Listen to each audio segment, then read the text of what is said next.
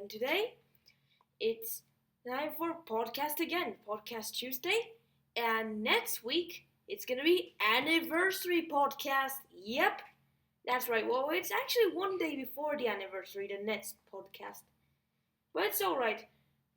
Next podcast will be top 30 best masterpieces, excluding mythications. So this time we will be doing all mythic edition planeswalkers from worst to best, which there are 24. And guess what? I have some cool new numbers for that. So we'll first go up to number 24.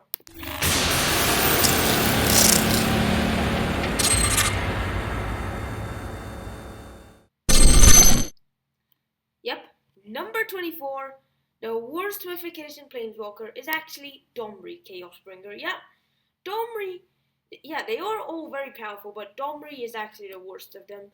So, 4 mana, 5 royalty, legendary planeswalker Domri. For +1 to add red or green. If that mana is spent on a creature spell, it gains Read. It's like the opposite of the new Domri in PlayWarSpark. Says the +1 is to add red or green. Creatures you control can't be countered this turn. Well, this one, instead of giving all of your creatures this turn Read, it instead only gives the creature Read if you use that special red or green mana. It's not on all. That's the difference between this Domri and the other Domri. But yeah, both Domris together can form River of the Wild, if you know what I mean. Yeah, because you just +1 to add mana. If this mana is spent on a creature against Read, and the other one is +1 to add the mana, and creatures you control can't be countered this turn. So both together become River of the Wild. Yeah. -3, you look at the top 4 cards of your library. You may reveal up to 2 creature cards from among them and put them into your hand. Put the rest onto the bottom of your library in a random order. It's a -3 effect just to get 2 cards out of 4. Like, yeah, it isn't really that bad, but it is. But the thing is that it's -3 for the effect. If it was a -2, it would be much better, but -3 is actually like a bit not really worth it. But -8, it has a cool emblem. You get an emblem with, at the very of each end step, not just yours, each end step you create a 4/4 beast with trample. Trample. It does have trample, the beast token. And you just get them every turn. It's like, in a normal match, once you get back to your turn, you already have 2 beasts. But in a commander, it can get really crazy. 4 beasts once you get back to your turn after doing Domri's emblem. It's not like the original Kiorus emblem, like, you know, the Kiora from Pharos? Yeah, I think it was Pharos where it was, or I'm not sure, yeah. From the Elspeth versus Kiora, well, yeah. That Kiora emblem is, you get an emblem with, at the beginning of your end step, create a 9/9 Kraken. Yeah, Kraken. Yeah, number 23, we got Nahiri, a Harbinger, yeah. Oh, Harbinger, what? Okay, so 2, 1 red, 1 green, 4 loyalty legendary planeswalker Nahiri. Yeah, +2, you may discard a card if you do draw a card. It isn't really that bad, but there's planeswalkers with plus abilities much stronger than that, like Lord Winggrace. Well, Lord Winggrace is a forced effect. Well, but you actually got also Duretti, in which you could just, it's also +2, you could discard up to 2 cards and draw that many cards. And even Jaya, with the biggest of 3, but it's a +1. Dak Faden, it's forced, but you choose any player to first draw 2 cards, then discard 2 cards. there are many cards that actually beat Nahiri to the loot challenge. -2, exalt our enchantment, tapped artifact or tapped creature. It has to be tapped, so it's not really that effective. Well, enchantments, it doesn't really matter if it's untapped or tapped to exile it. But tapped artifact, like if you have a Nahiri, they will just avoid tapping. Well, you could block their mana, but say that it's not really that effective because you just do it to tapped. -8 is actually a garbage ultimate. It's like you search your library for an artifact or creature and put it to that field. Then shuffle your library. It gains haste, but return it to your hand at the beginning of the next end step. You only got one turn with that creature. Well, you could actually try winning if you could actually try destroying an opponent by searching Blightsteel and you just bring it back to your hand at end of turn. Yeah.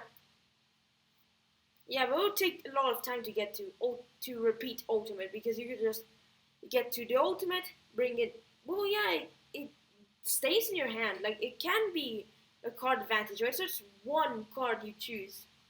It's only artifact or creature, not any permanent. But you could actually go like, fine, -8. I go for Blightsteel Colossus. Attack you for 11 damage. You're out. Infect. 11 infect damage. You're out. Goes back to my hand. +2. Discard. Shuffles back to the library. And then eventually you get to -8 again. And bring it back. But that's just a complex combo. And it takes a lot of time to achieve. That's why Nahiri isn't really that effective. But it's not the worst. The worst is actually Domri. In 22 we got Vraska. Golgari Queen. Yeah, it's a 2 black-green, 4 loyalty legendary planeswalker Vraska with +2. You may sacrifice another permanent. If you do, you gain 1 life and draw a card. It lets you sack your stuff and then it gives you cards and life in return. A -3 is basically Abrupt Decay, which isn't really that bad, but it's a -3 effect, and there's actually better effects than that. And then -9, you get an emblem with whenever a creature you control deals combat damage to a player, that player loses the game. Basically, it gives your creatures a phage effect. The phage effect is basically when it deals damage to a player, you lose a game. It's known as it turns all your creatures into phage, but it excludes the no regeneration death touch. Like phage also has a no regeneration death touch, which basically what it means is like when it deals damage to a creature, destroy it, it can't be regenerated. And phage doesn't have a planeswalker death touch. Vraska does not give the creatures a planeswalker death touch. That's the thing. There was another Vraska which creates assassins with death touch and planeswalker death touch. But yeah, that's Vraska. Number 21, we got Tezzeret, Agent of Bonus. It's a 2 blue-black, 3 loyalty legendary planeswalker Tezzeret. It's basically below average. Like, that's on average. That's also on average. And that is above average. Yeah, Domri is actually above average, although it's the worst modification. Tezzeret is below average, with a +1. You look at top 5 cards of your library. You may reveal an artifact card from among them and put into your hand. Put the rest onto the bottom of your library in any order. Wow, just +1 and you get any artifact out of 5. Like, you draw an artifact out of 5 cards from the top. Yeah. But what if you don't get any? That's the thing. -1. Target artifact becomes an artifact creature of base power and toughness 5/5. Forever! It doesn't even say until end of turn. Forever! It permanently turns into 5/5 artifact creature. And -4, target player loses its life and you gain its life. Or its is twice the number of artifacts you control. It's only good in artifact deck. And the thing is that the ultimate isn't really that powerful because you just do some damage to one player, not all opponents. Yeah, that's the thing. Now, number 20.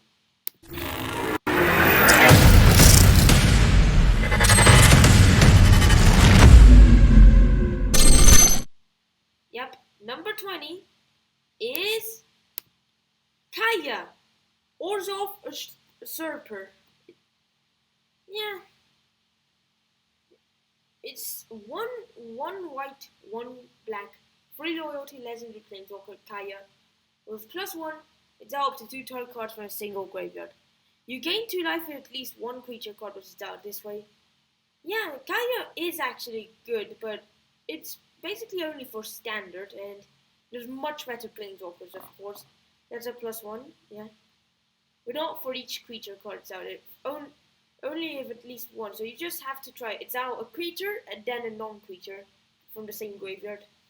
Or a single graveyard, not from different graveyards. -1. It's out a non-land permanent of CMC 1 or less. So yeah. Well, that is.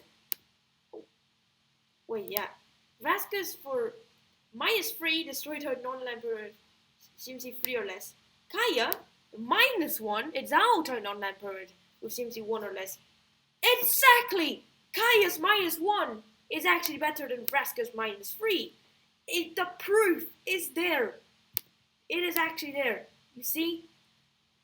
-1 on Kaya is to Zao, a non-land permanent of CMC 1 or less. Vraska is -3, destroy target non-land permanent of CMC 3 or less. So, the thing is that both planeswalkers, like, it needs, basically it's a -X. Oh yeah, Kaya's -X, it's out a non-land permanent CMC X or less space, practically.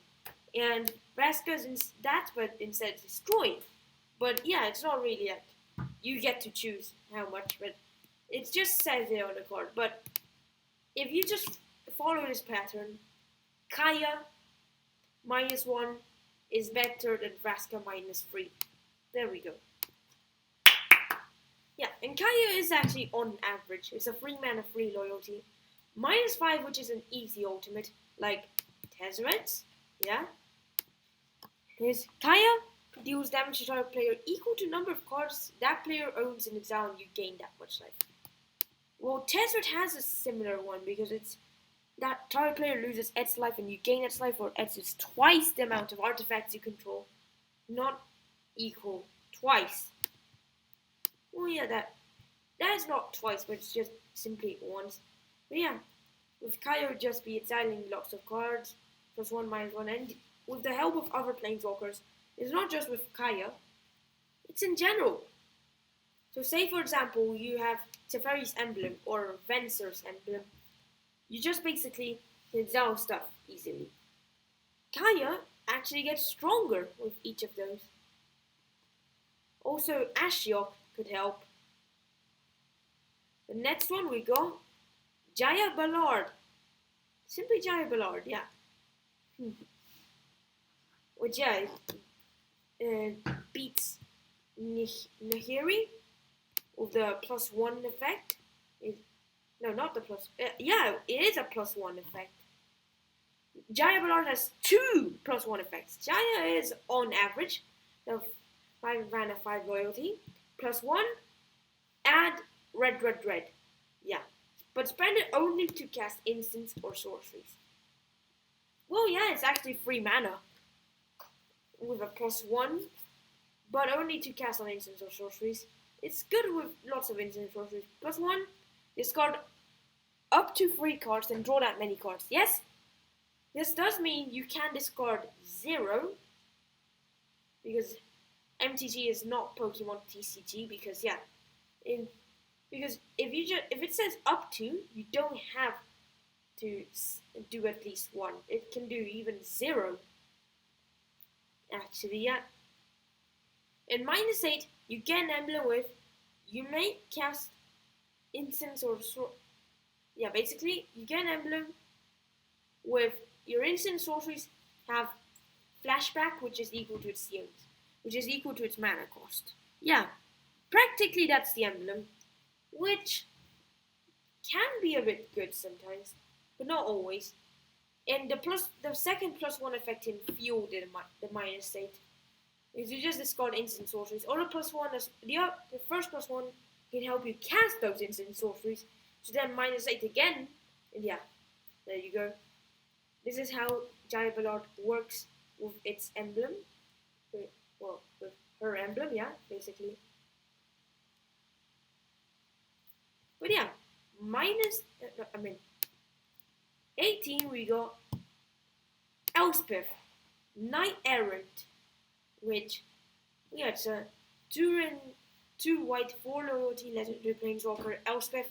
Yep, it's on average. Elspeth is actually a fallen planeswalker because, yeah, Elspeth got killed by Heliod. Yeah. +1, create a 1/1 soldier. +1, giant growth a creature and give it flying, basically. It's a +1, yeah. Target creature gets +3/+3 and gains flying on turn of turn. Very good. Impressive, yeah.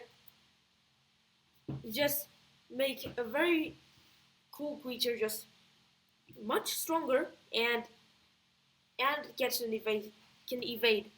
Yeah, -8, you get an emblem with non-planeswalker permanents you control have indestructible, basically. Because it has artifacts, creatures, enchantments, and lands have indestructible, but we simplify it to non-planeswalker. Yeah, non-planeswalker permanents you control have indestructible. Because yeah, there's no point in giving planeswalkers indestructible. Whoa, they are immune to Ruinous Path if we give them indestructible, but still a creature would still be able to kill them. Doesn't really matter. Well, it does really matter a bit to Gideon, but no. Gideon already has indestructible. Sarkhan already gets indestructible. New Sarkhan does not give them indestructible. But the thing is that Elspeth gives them indestructible. Yeah. The emblem. So yeah. That would help. Next one, we got Ajani, Mentor of Heroes. Which, yeah, it's a 3 mana, 4 loyalty legendary planeswalker. Ajani, yeah, it is below average, but still a very good planeswalker. It's a +1, distribute 3 +1/+1 counters among 1, 2, or 3 target creatures you control. Yep, that is actually good. You can give 3 +1/+1 counters to all of your creatures, or 2/1, or 1/1/1, or 3, basically 3, or 2/1, or 1/2, or 1/1/1. Yeah, there's actually like different combinations you can do with that +1. And it also has another +1, which is look at the top 4 cards of your library. You may reveal an aura, creature, or planeswalker card from among them and put in your hand. Put the rest onto the bottom of your library in any order. Yeah,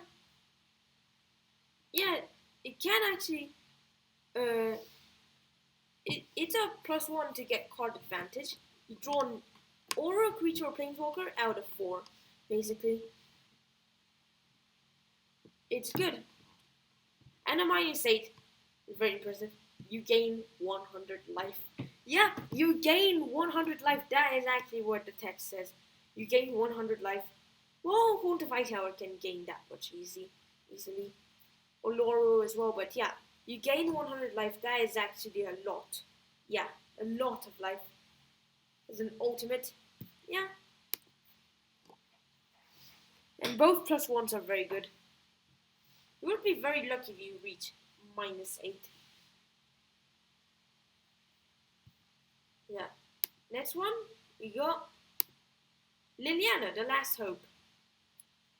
I don't know why they have So you put Liliana Last Hope and not Liliana of the Veil. When the thing is that Liliana of the Veil, there's actually much Planeswalkers which are much better than Liliana of the Veil.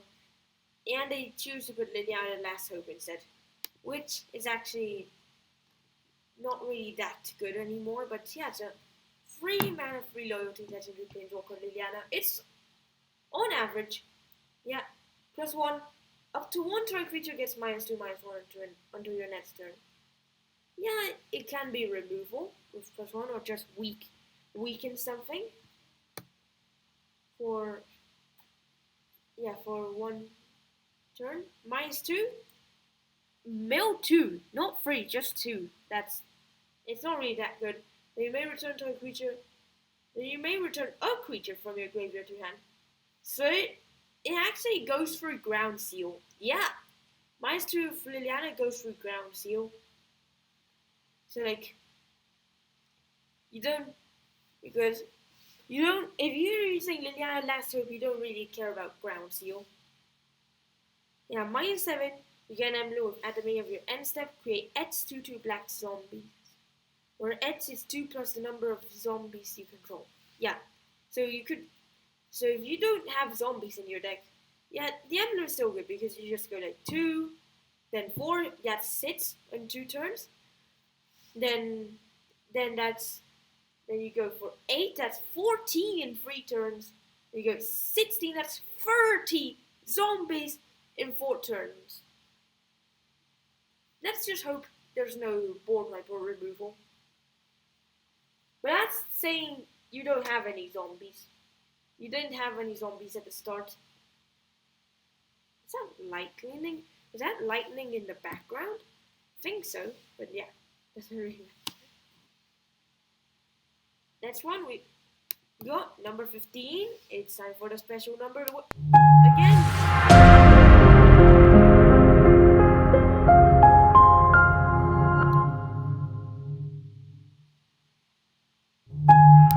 Yep. Number 15, we got Royale. Is it Viceroy? Yeah. So 5 mana, 5 royalty legendary Planeswalker Royale. Yep, it's on average. Yeah, and yeah, Royale is actually very good because you can just +1 Royale and you look at your top 2 cards of your library, put one of them into your hand and the other into your graveyard. Yeah, you can actually put some stuff into the graveyard, like say if you're playing standard Arclight Phoenixes, you could just +1, make top 2. Oh look, Arclight Phoenix. Say for example, I just take Charter Curse, discard Arclight Phoenix. Or yeah, that's just in standard case. But in Commander, you just go for so many spells you just put in the graveyard. And -3 deals damage to a creature equal to total number of instants and sorcery cards you own in exile and you're in your graveyard. So basically -3 is basically Beacon Bolt. Yeah. Beacon Bolt. Royale basically -3 is Beacon Bolt. Yeah.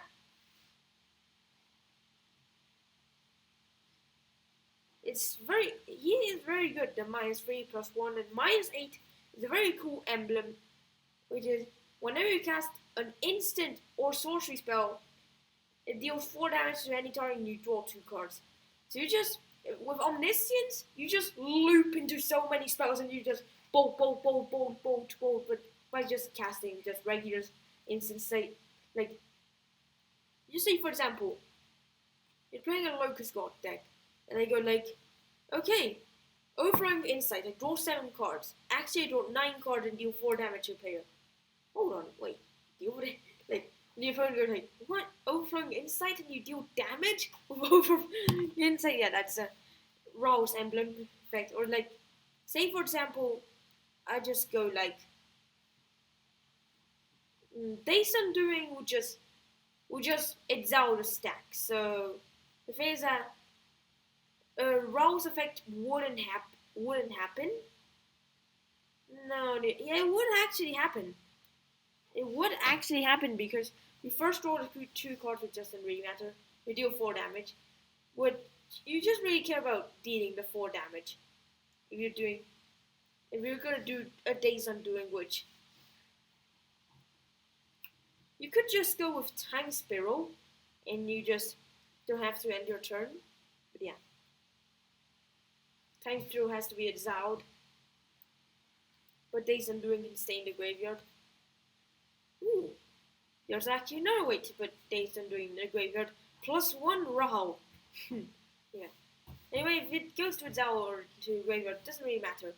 Royale -3. Smash a creature for 15 damage, say for example. Or you could just counter your opponent goes like Blightsteel Colossus, I go counter spell, draw 2 cards, deal 4 damage to you for attempting to cast Blightsteel Colossus. That would be so funny if it actually happens. Yeah.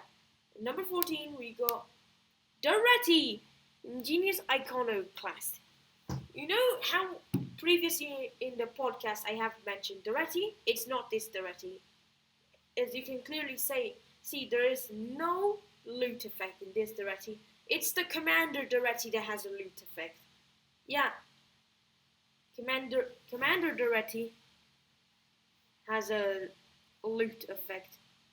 Duretti is actually one of the few, not really few, well, there's like 15 PlanesWalkers which aren't modern legal, like, because PlanesWalkers have been released in Lorwyn, and because of that you'd suppose all PlanesWalkers are modern. No. It's nowhere near that. There's actually some PlanesWalkers that were created in special sets, like, say, for example, Conspiracy or Battle Bond.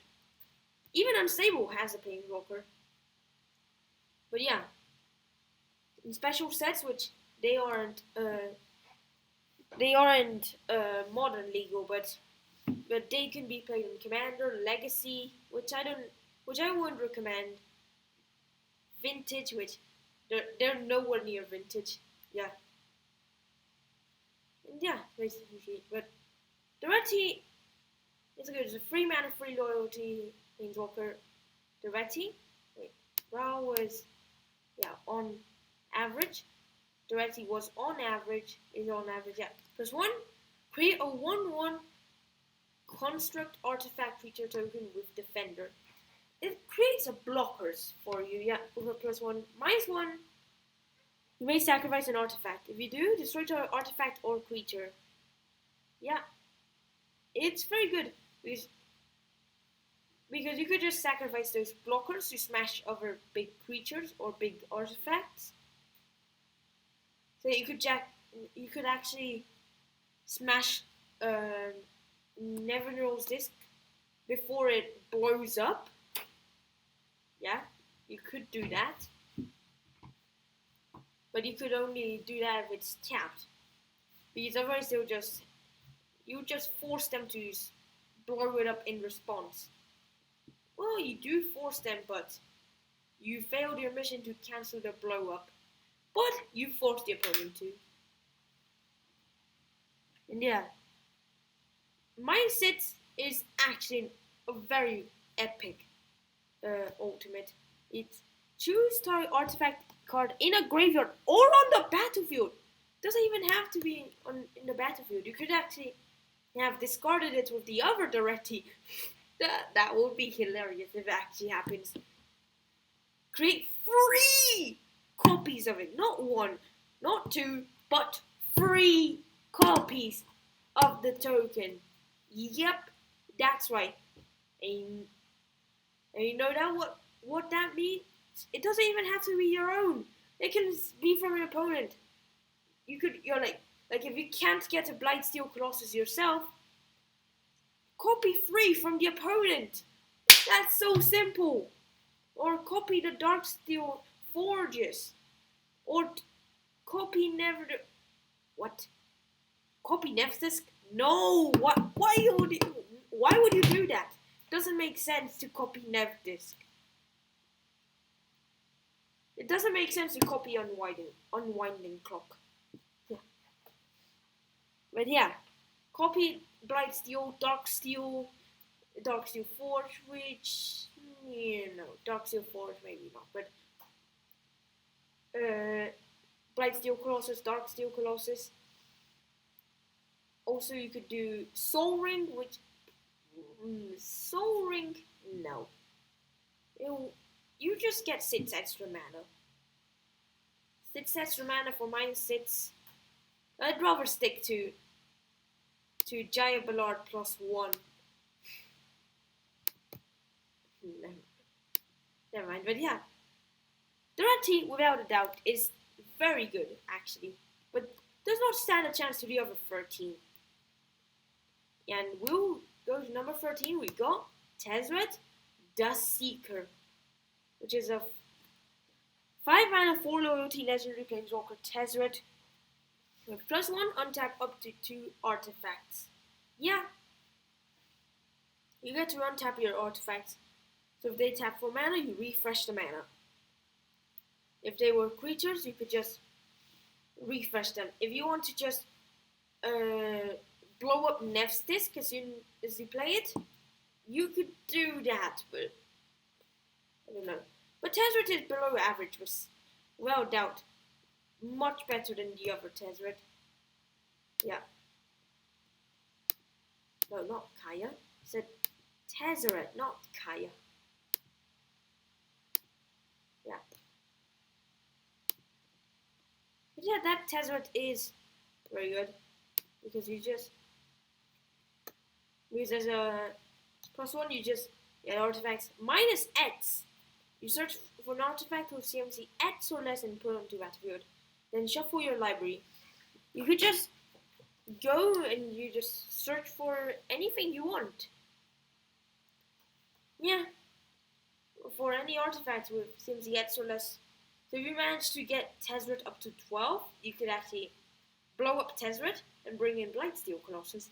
Simple as that, but I don't know if it's actually recommended. You could do zeros to search for Mem Knights and stuff. Search for Mem Knights, not really my thing, but yeah. -5, it's an easy ultimate, but it's temporal, like Nehiri's ultimate is temporal. It's just basically artifacts you control become artifact creatures with base power and toughness 5/5 until end of turn. Just until end of turn, but you'll be swinging for a lot of damage there.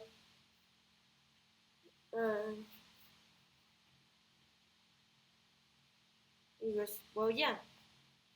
You could have lots of artifacts, and they swing for some damage.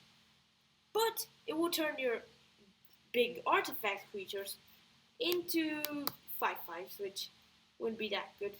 But it also turns your small artifact creatures and your not creature artifacts. Yeah, as well. Like, oh look, attack you with Soul Ring for 5 damage. And Fort Vessel. And Nevernose Disc. And Darksteel Forge. And Darksteel Citadel. And you go like, your opponent goes like, what? What in the world? And yeah, it would be funny to see that. Yeah. The next one, we got Tamiyo, the Moon Sage. Which is a 5 mana 4 loyalty legendary planeswalker. Tamiyo, below average, but still good. It's simple. You just press 1, tap target permanent, and you freeze it, basically. It just doesn't untap during its control next untap step, so you just stop a creature. A permanent, not just a creature. You could stop anything, even a land, even a Nev's Disc. Yeah. -2, draw a card for each tap creature target players controls. Oh look, borrowing 100,000 arrows on Tamiyo -2. And yeah, Portal Free Kingdoms does not have anything to do with Kamigawa. It does not, yeah. Wait, Tamiyo actually from Kamigawa? I think Tamiyo is. Yeah, 3 is -2. And -8, you get an emblem with, you have no matter in hand size, so, and whenever a card will be put in your graveyard from anywhere, you may return it to your hand. You don't have to. So stuff that you would like to leave in the graveyard, say for example, dredge cards, you can. And wow, look at this, the dredge synergy. Or like you could go like leave Golgari Grave Troll in the graveyard, then untap, upkeep, dredge. 1, 2, 3, 4, 5, 6. Oh look, Narcomoeba, put it onto the battlefield. Put 5 cards to my hand. Put Grave Troll to the hand. That's 6 cards on put to the hand with 1 draw. That is actually kind of simple. You could actually do infinite turns with Time Warp or Temporal Mastery. Or not Temporal Mastery, Temporal Manipulation, I think it was called. Or Capture of Zhengyu. Yeah. Anything that lets you take an extra turn, which is Commander Legal. Well, yeah, anything that lets you take an extra turn, which doesn't go to the graveyard. Or which does go to the graveyard, I meant. So it gets sent back to hand. That's just a fate. No. That's why it's like the infinite combo, because you just take infinite turns. You just cast, go to hand, cast, go to hand, cast, go to hand. Yeah. You just go with infinite turns, infinite turns, infinite turns, infinite turns, and yeah. There we go. Next one, we got Teferi, Hero of Dominaria. So, yeah, it's very good. Although it's below average, though. 5 mana, 4 loyalty, legendary planeswalker, Teferi. With +1, draw a card at the beginning of the next end step, untap 2 lands. Very good, because you just card draw and you prepare 2 lands. So like, you could hold a counterspell, or you could refresh Search for Scanter. You're playing standard. These are just like when it turns into a Scanter, you could just like activate a Scanter, and then +2, +1 I meant, draw a card, and untap a Scanter in a different land, and then you can do a Scanter effect again. But now we got Wilderness Reclamation, which could also do that, but yeah. -3, put turn non-land permanent into its owner's library, 3rd from the top. Yep. It actually suspends it for 3 turns. You could somehow mill the 3rd from top. You would be a legend. You would be a legend if you managed to mill 3rd from the top. Because yeah, if you basically turn it into destroy. If you somehow exile 3rd, if you just ingest 3rd from the top, you'll be a mega legend. You're just mythical legend to do that. Yeah. But you would be very lucky if you managed to. And -8, you get an emblem with whenever you draw a card, it's out of permanent and opponent controls. Yep, you don't let your opponent have anything at all. Out. You just draw lots of cards out. And you can just go like, and then like you just make your opponent get milled out. And you just can't get milled out because you'll eventually like refresh -3, -3, -3, -3, -3. When you have no cards left, just -3, your turn. Draw Teferi, play it. -3, draw Teferi, play it. And yeah, your opponent will just run out of cards. Yeah. There you go. Simple Teferi combo. Next one, we got Gideon Blackblade. Yep, Gideon is above average actually. Like Domri, which is actually the worst of the podcast. But yeah, Gideon Blackblade is very good because Gideon has 2 body effects. Not 1, but 2 body effects. And it's a 3 mana 4 loyalty. As long as it's your turn, he is a 4/4 human soldier with indestructible with still planeswalker. Prevent all damage that will be dealt to Gideon Blackblade during your turn. Yeah, Gideon died in in War of the Spark. He sacrificed himself to save Liliana. And then he got a heartwarming redemption somehow. +1, up to one other target creature you control gains your choice of Vigilance, Lifelink, or Indestructible until end of turn. Yep. We just not Gideon, but any other creature. You could give it to a different Gideon if you somehow had one, like Planeswalker deck Gideon.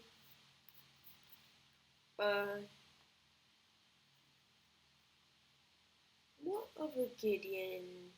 Oh, Amonkhet Gideon. Amonkhet Planeswalker deck Gideon. Yeah. There's many actually, and my sits is alternate non-land permanent. Yeah, ultimate isn't really that good. It's not that impressive. You just smash something. You just smashed something forever. And probably you'll have a card to retrieve it. But recommended, do not exile artifacts. Exile planeswalkers, exile creatures, yeah. You can't exile lands, of course. Yeah. Why is it's not really that impressive, but yeah, it's good.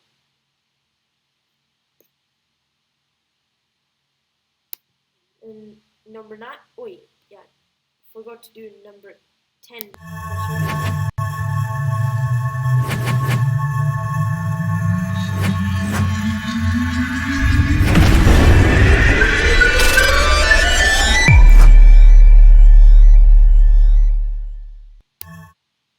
Yeah, let's repeat Gideon. Yeah, Gideon, quick recap, yeah. As long as it's your turn, he's a 4/4 creature, indestructible, that's still a planeswalker, and prevent all damage that will be dealt to him. +1, give it Vigilance, Lifelink, or indestructible until end of turn. Another creature. Yeah, your choice. So you can just give it Vigilance if you want to make it be able to block next turn. Lifelink if you want to get life, if you're low on life, or indestructible if you just want to have a creature have a safe passage if it might die by attacking my sits. Is not really that good. You just really care about the +1 and both of Gideon's body effects. Yeah, -9 we got Karn, Skin of Urza. 4 mana 5 loyalty legendary planeswalker Karn. That's above average. Wow. +1. Reveal the top 2 cards of your library. An opponent chooses one of them. Put that card into your hand and exile the other with a silver counter on it. -1. Put a card you own with a silver counter on it from exile into your hand. Yeah. It's like Karn. It gets you 1 card out of 2 from the opponent's choice as a +1, but then the other card that you couldn't have, which is probably the powerful card, you could just -1 and take it. Very good. -1 you just take the powerful cards. +1 you take garbage cards. Well, not really garbage. If they both are very good, then yeah, it can be good, but not really garbage. Like it can be garbage compared to the other card that you reveal, but yeah. -2, which is such a quick ultimate, which ultimate more like simple. -2. Create a 0/0 construct with gets +1/+1 for each artifact you control. So it instantly is a +1/1. With more, it becomes bigger and bigger. Yeah, it's good with artifacts. Also, just repeating -2 could make the token stronger as well. Like 2 tokens is just 2 2/2s, then 3 is 3 3/3s, and so on, so on, so on. Yeah, card is good. 8, we got Nicol Bolas Dragon God, new one. Yeah, but there's actually better as well. Blue, black, black, black, red. 4 loyalty legend planeswalker Bolas, below average actually, for some apparent reason, and yeah, has all loyalty abilities of all other planeswalkers on the battlefield. Wow. So yeah, apart from its free abilities, it actually has extra abilities from other Planeswalkers, which there's going to be so many in EDH and Standard. Yeah, there's actually new infinite combo of Nicol Bolas and Jace Cunning Castaway and Oath of the Fairy, because you just get infinite Nicol Bolas for some reason. +1, you draw a card. Each opponent exils a card from their hand or a permanent they control. -3, destroy target creature or Planeswalker. Yeah, it smashes something. But Ugin's -3 is actually more powerful. Like, a few days ago, I actually realized that Nicol Bolas and Ugin are actually twin Planeswalkers. Which the Earth Dragon is actually their father for some reason. I don't know. Yeah, I think. Yeah, I just heard that a few days ago. So there's actually 2 pairs of twin Planeswalkers. So there's Nicol Bolas and Ugin, and also Rowan and Will. Are there going to be other twin Planeswalkers? Like, oh yeah, I never actually seen Ugin before he became the Spirit Dragon, basically, because Nicol Bolas somehow killed Ugin. But then Ugin became the Spirit Dragon. Because, yeah, he died, yeah. I don't know why, but why did Nicol Bolas kill Ugin? But then Ugin took his revenge. Ugin and Sarkhan managed to trap Nicol Bolas in Ugin's prison realm. Yeah. Yeah, -3. Yeah. -8. Each opponent who doesn't control legendary creature or planeswalker loses the game. Well, yeah, it can do a mega wipeout, but it's hard to do that because they'll most likely have another creature or legendary creature or planeswalker. Commander, it's nearly impossible for that player to lose. Standard, I don't know. Yeah, modern Nicol Bolas is not going to see play. Legacy, most definitely not. Vintage, too weak. Yes, Nicol Bolas is too weak for Vintage. Yeah. Next one we got the original Nicol Bolas Planeswalker. Yeah, Nicol Bolas Planeswalker. 4 blue, black, red. 5 loyalty legendary Planeswalker Bolas, way below average. But yeah, +3, not +1, not +2, +3. Destroy target non-creature permanent. Yeah, that's the best plus ability ever. Best plus ability ever. Destroy target non-creature permanent. +3. So easy. And with the creatures you can't destroy, you can just -2 and gain control of it. Yep. Dak Faden, but for creatures. Yeah. -9, which would be easy to get with Nicol Bolas at +3, which would be quick. Deal 7 damage to target player or planeswalker. That player or that planeswalker's controller discards 7 cards and sacrifices 7 permanents. Yeah, looks like they did errata Nicol Bolas Planeswalker's test. I thought it could only deal to the player, but it can also do Planeswalker somehow. Yeah, Nicol Bolas is actually very powerful. The next one we got Sarkhan Unbroken. Yep, the 3-color Sarkhan. It's 2 black, red, blue. No, not black, red. Green, red, blue. Green, blue, red, actually. GUR. Yeah. 5 mana, 4 loyalty, legendary planeswalker. Sarkhan. Below average, but he is actually very good. +1, draw a card and add 1 mana of any color. Card advantage and extra mana, both in 1 +1 effect. Very good. -2, create a 4/4 dragon with flying. Wow, that's an easy creature. Nickel Bolas. Oh, wait. Nickel Bolas -3 is much stronger. -8. Search your library for any number of dragons creatures and put them onto the battlefield. Then shuffle your library. Dragon Overload.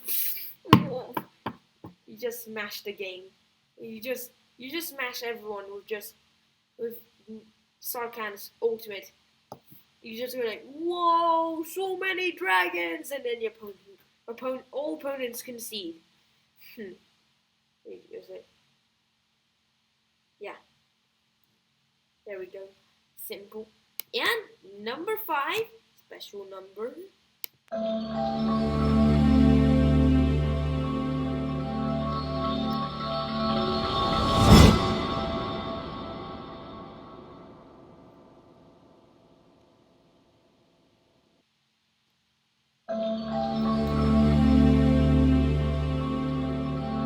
Yeah.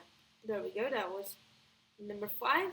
That number 5 card is Sorin Markov. Yep. There we go. Hold on. Does that look like... It looks like Blackblade. Hold on. Wait. That's impossible. Sorin never wielded Blackblade. Gideon is wielding Blackblade. Sorin... What? That's impossible. Sorin is not wielding... no, wait. Is Sorin actually wielding Blackblade? I don't know. It definitely looks like Blackblade, but is it Blackblade? It's a 6-mana 4 loyalty that is PlanesWalkers. Sorin below average but still strong. +2, Sorin's first, but for any target and you gain 2 life. +2 deals 2 damage on any target and you gain 2 life. -3, set an opponent's life total to 10. So easy. You just stop their life. And -7, you control type player during that player's next turn. Mindslaver. Yep. There we go. Mindslaver. Easy Mindslaver. Yeah. For -7. But you just really care about the -3. Well, you just set the opponent's life total to 10. No matter what life total they were at, down to 10. But it's only to opponents, so if you're below 10, you can't go yourself up to 10. If you want to do that, just go for Magister Sphinx. Not Manchester Sphinx, Magister Sphinx. They are 2 different things. There's no such thing as Manchester Sphinx. It's Magister Sphinx, not Manchester Sphinx.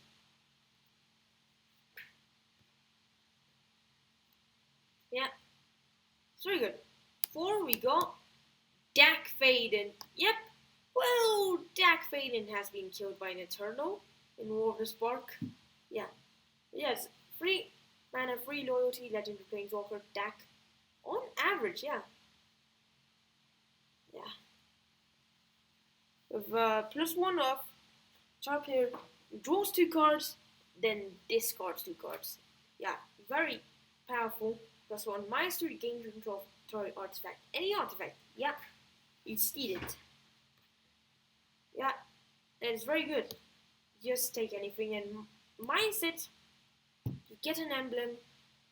Whenever you cast a spell that targets 1 or more permanents, you gain control of them. Very good. You actually steal lots of stuff. Just, say for example, cast Dual Shot. 1 mana, steal 2 creatures. But they have 1 damage marked on them. But yeah, it doesn't really matter. On creatures. You could just go like target permanent gains indestructible, 1 mana. Target target something. Oh look, it's yours now. Yeah, very good. Very good effect.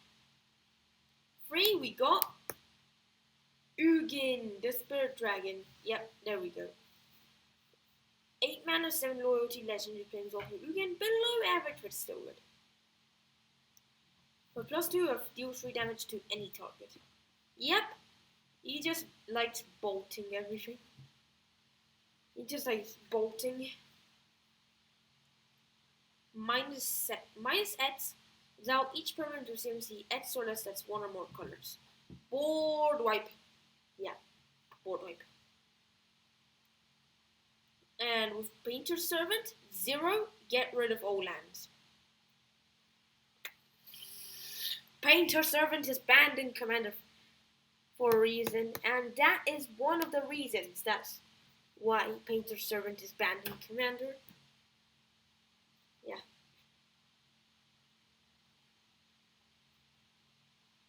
Yeah. -10, you gain 7 life, draw 7 cards, then put up to 7 permanent cards from your hand onto battlefield. Hold up! That is actually the opposite of... No, not Nicol Bolas Dragon God. Nicol Bolas PlanesWalkers Ultimate. Yeah? Yeah, you can the Spirit Dragon was just a flashback to Nicol Bolas Planeswalker. Yep, that's right, and they are both Mythic editions. That's right. And Ugin is the better of. And yeah, Ugin traps Nicol Bolas in the prison realm. Number 2, we're getting there. Garruk, Apex Predator. Yes, Apex Predator. 7 mana, 5 loyalty, legendary planeswalker. Garruk, whoa, below average, but still good. 4 abilities? What? Yeah. +1, destroy another target planeswalker. Destroy all planeswalkers. Wow. Destroys. Now with WarSpark, you'll very often just do it +1. Because in Commander, you'll see lots and lots of planeswalkers. So +1, first +1 will be alive once again with Garruk. +1 again, create a free beast with Death Touch. What? +1, you get free beast with Death Touch? That's a lot. It's too good. -3, destroy target creature. You gain life equal to its toughness. Wow. Wow, wow, wow. And -8, target opponent gets an emblem. Not you.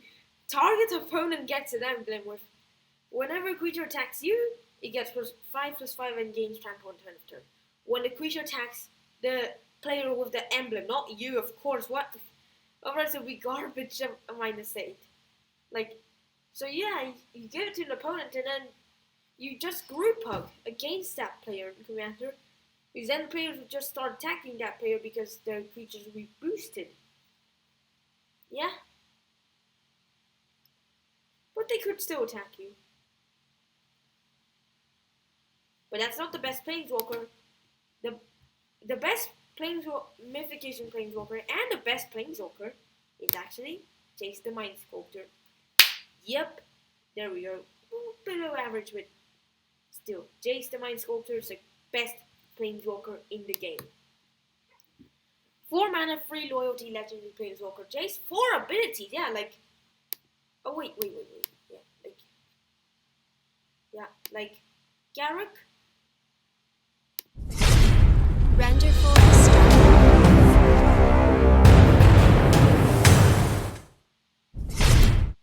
Yeah. Jace the Mind Sculptor. Yeah. Like Garruk. +2, look at the top card of target player's library. You may put onto the bottom of that player's library. Oh look! Scry or Fate Seal. Your choice for +2. Scry or Fate Seal 1. 0, Brainstorm. Yep, that's right. -1, Unsummon. Oh, look. Yep, your creature's gone. -12, practically you win the game. It's just like, it's all cards for target player's library, and that player shuffles their hand into their library. Yeah. First, you remove nearly their whole library, and second, you remove their hand. Oh yeah, you remove their library, then you turn their hand into the library. But yeah,